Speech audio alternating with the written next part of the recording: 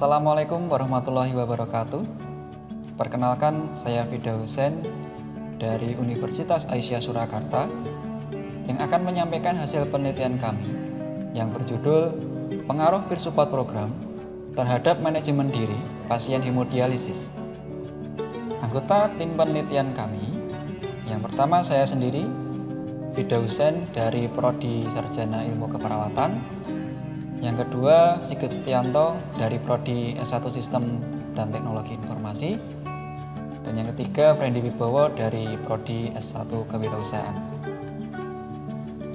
1 dari 10 orang di seluruh dunia mengalami penyakit ginjal. Penyakit ginjal kronis merupakan penyebab kematian peringkat ke-27 di dunia tahun 1990 dan meningkat menjadi urutan ke-18 pada tahun 2010. Menurut Global Burden of Disease tahun 2015, 1,2 juta orang meninggal karena kegagalan fungsi ginjalnya, meningkat 32% sejak tahun 2005. Hemodialisis merupakan terapi pengganti ginjal yang paling banyak dipilih oleh pasien penyakit ginjal tahap akhir yang jumlahnya meningkat dari tahun ke tahun. Keberhasilan hemodialisis sebagai terapi pengganti ginjal tidak dapat berjalan apabila hanya mengandalkan tim kesehatan saja. Akan tetapi, dipengaruhi oleh kemampuan manajemen diri pasien dalam melakukan perawatan terhadap dirinya, yaitu terkait pembatasan cairan, diet, pengobatan, dan manajemen emosi.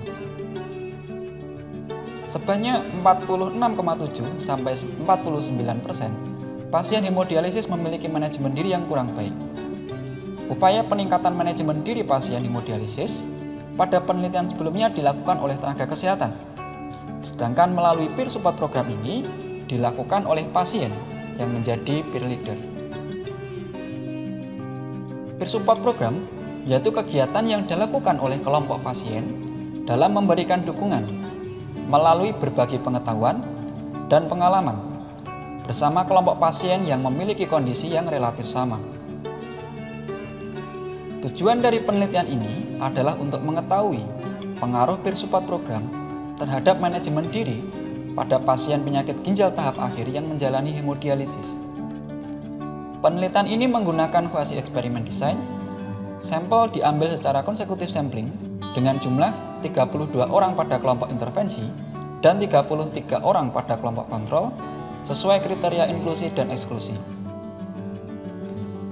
Penelitian dilakukan pada tahun 2019 pada unit hemodialisis di salah satu rumah sakit umum daerah di Provinsi Jawa Tengah.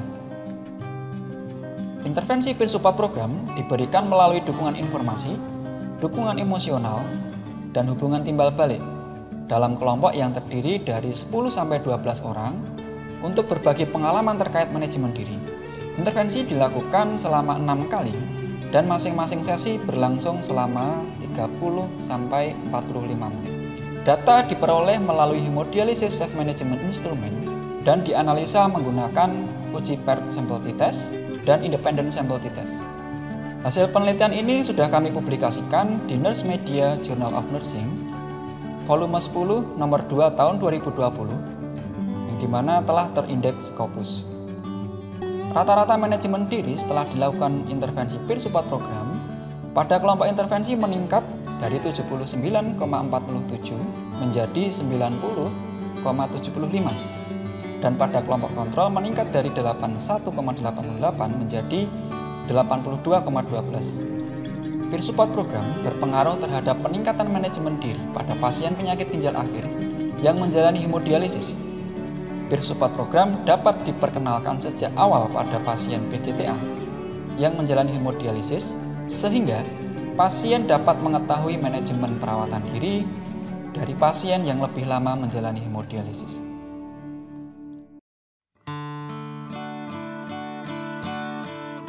Perkenalkan, nama saya Adi Tontowi Jawahari.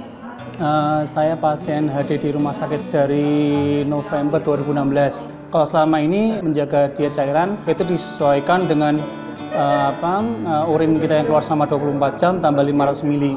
Jadi di lemari es saya nyiapin es batu kecil-kecil itu, bukan kecil. Kalau misalnya pada saat kita benar-benar haus kita makan es batu itu kecil-kecil itu. Biasanya kendala yang dirasakan oleh pasien gagal ginjal adalah badan yang terasa panas, mudah haus seperti itu. Kalau saya triknya biasanya kalau pas di rumah saya banyak siram badan. Dalam artian saya ke kamar mandi, siram badan, mendinginkan tubuh. Itu salah satu trik saya. Dulu awal-awal saya hari HD itu adalah bagi saya hari kebebasan. Saya bisa makan, saya bisa seenaknya, saya bisa minum seenaknya. Dulu saya seperti itu. Nah, saya ingin merubah mindset itu bahwa hari HD adalah hari pertanggungjawaban, yang mana kita harus mempertanggungjawabkan beberapa hari sebelumnya yang kita makan, yang kita minum, itu yang kita pertanggungjawabkan, seperti itu. Perkenalkan, nama saya Endang Arini, umur 60 tahun. Saya di sini ya senang bertemu teman-teman, banyak menambah pengetahuan, menambah pengalaman, tahu kalau ini baik, kalau ini enggak, yang harus dijalani, makan apa yang tidak boleh. Nama saya Min, saya pasien cuci darah 6 tahun setengah. Pekerjaan saya jualan sayur di pasar. Setiap hari masih bisa bekerja dan aktivitas kayak biasa, orang sehat aja. Bedanya cuma cuci darah aja. Cuci darah ya seminggu 2 kali, rutin itu. Kegiatan edukasi kayak kemarin itu menurut saya banyak membantu. Banyak membantu sama teman-teman yang masih baru. Asalnya yang nggak tahu sampai bisa tahu, sampai bisa punya semangat lagi gitu. Kadang pasien masih baru itu belum tahu kan, kita bagi pengalaman biar dia lebih sehat lagi gitu. Bagi pasien yang baru jangan takut cuci darah. Cuci darah bukan akhir dari segalanya. Cuci darah masih bisa sehat, masih bisa bekerja, masih bisa berusaha, masih bisa hidup sehat lah.